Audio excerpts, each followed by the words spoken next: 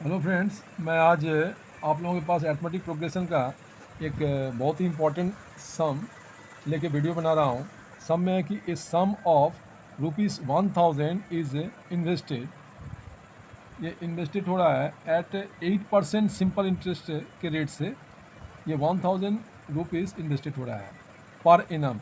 Interest का rate है 8% simple interest per annum. तो ये कैलकुलेट करना है कि the interest eight the end of first, second and third years में इसका इंटरेस्ट क्या होगा। और is the sequence of interest and AP. यहाँ ये कहा गया है कि ये जो सीक्वेंस है फर्स्ट ईयर का, सेकेंड ईयर का और थर्ड ईयर का, ये सीक्वेंस का एपी के सिस्टम में आता है। तो अगर आता है तो find the interest eight the end of the 30 years का इंटरेस्ट क्या होगा। ये बहुत इंटरेस्टिंग सम है, हाँ, बहुत मज़ेदार सम है। मैं इसको बनाता हूँ। इसका सॉल्यूशन करने से पहले लेट करना होगा। जो ऐसे लिखेंगे कि let principal means P B the principal, ये प्रिंसिपल लेट कर लिए कि पी बी द प्रिंसिपल है, और आर मतलब रेट ऑफ द इंटरेस्ट है। आर जो है रेट ऑफ इंटरेस्ट है, और इसके बाद एंड आई एन, ये जो है ये बी द इंटरेस्ट।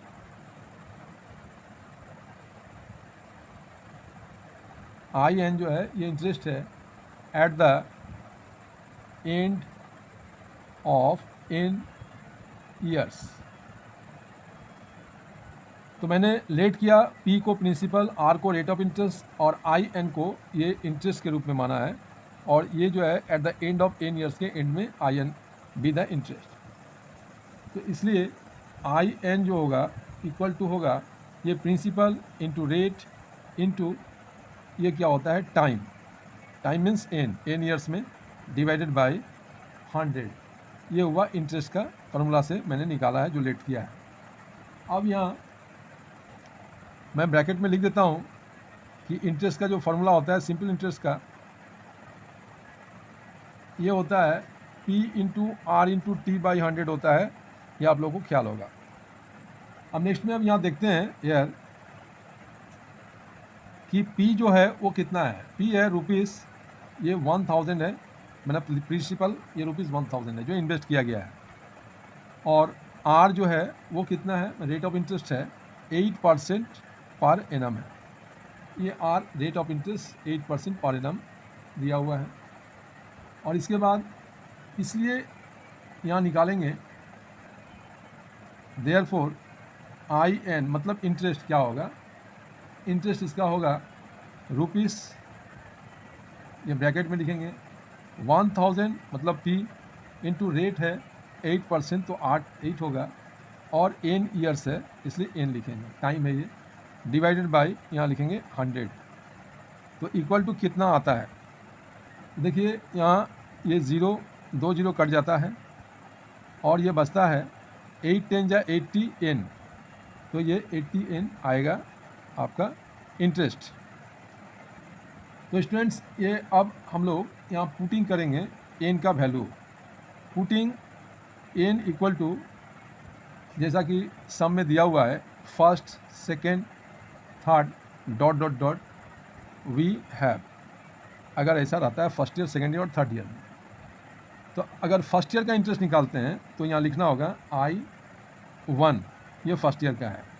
जब इंटरेस्ट निकला 80N, तो फर्स्ट ईयर का इंटरेस्ट रुपीज़ कितना होगा, ये 80 होगा, मैंने पहला इंटरेस्ट है इसीलिए। और इसके बाद सेकेंड ईयर का जब निकालेंगे तो I2 लिखेंगे, तो इसका इंटरेस्ट क्या होगा, ये होगा ₹80 प्लस ₹80, मतलब ये हो जाएगा ₹160। और इंटरेस्ट I3 जब लिखेंगे तो ये थर्ड ईयर का जब निकालेंगे तो यहाँ लिखेंगे 80 प्लस ₹80 और प्लस ₹80, मतलब ये हो गया ₹240 एंड सो ऑन। इस तरह से हम लोग और भी इंटरेस्ट हर ईयर का ये निकाल सकते हैं। तो इसके बाद ये सवाल में पूछा गया है कि is the sequence of interest and AP, आपको क्या लगता है कि ये सीक्वेंस एपी में आता है कि नहीं?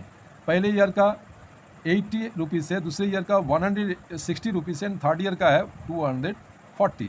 देखिए यहाँ कॉमन डिफरेंस दिखाई दे रहा है कि 80 है, तो अगर ऐसा है कॉमन डिफरेंस सेम है हर इस सीक्वेंस में, तो ये ज़रूर ये एपी का सीक्वेंस है। तो इसलिए यहाँ लिख सकते हैं कि सिंस आई एन मतलब interest is a linear expression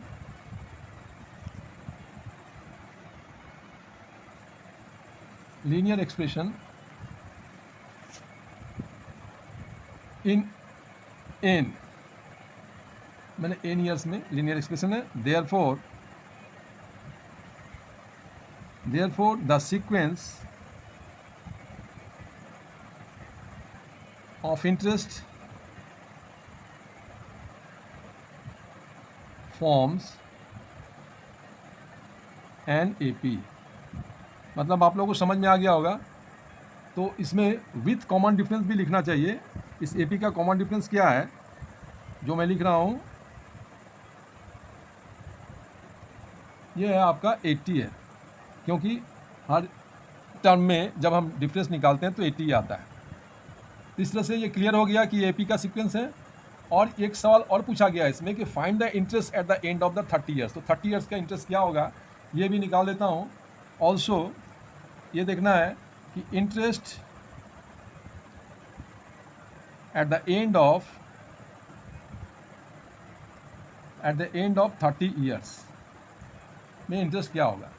इसके लिए यहाँ लिखेंगे वही I30 लिखना होगा, और सीक्वेंस के अनुसार यहाँ पर 80 इंटू यहाँ 30 लिखेंगे। तो 80 कॉमन डिफरेंस है इसीलिए, तो यहाँ हो जाएगा आपका ₹8 3 24 और ये 00 बैठेगा, यानी कि 30 ईयर्स के बाद जो इंटरेस्ट मिलने वाला है वो 2400 होगा। तो स्टूडेंट्स मैं आशा करता हूँ कि आप लोगों को ये सवाल अच्छी तरह से समझ में आ गया होगा। और यहाँ पर ये 3 आंसर्स, ये एक आंसर है, ये नंबर 3 नंबर आंसर है। और ये जो कहा गया था कि ये कॉमन डिफरेंस अगर ये एपी में आता है कि नहीं सीक्वेंस, इसके लिए आंसर नंबर 2 है ये, और ये आंसर नंबर 3 हुआ। और ये जो निकला आपका कहा गया कि first second and third years का जो इंटरेस्ट क्या होगा, तो मैं यहाँ पर इसको निकाल दिया हूँ। ये आंसर नंबर ये आपका 1 है। तो अगर ये वीडियो अच्छा लगे तो इसको लाइक सब्सक्राइब जरूर कीजिएगा। इसके बाद मैं आप लोगों को ज़्यादा कुछ नहीं बोलूँगा। इस वीडियो को आप लोग समझिएगा, और ऐसा सवाल आप लोगों को मिले तो ज़रूर कमेंट करके भेजिएगा, मैं आप लोगों को और भी सवाल बताऊँगा। वीडियो देखने के लिए थैंक यू, धन्यवाद।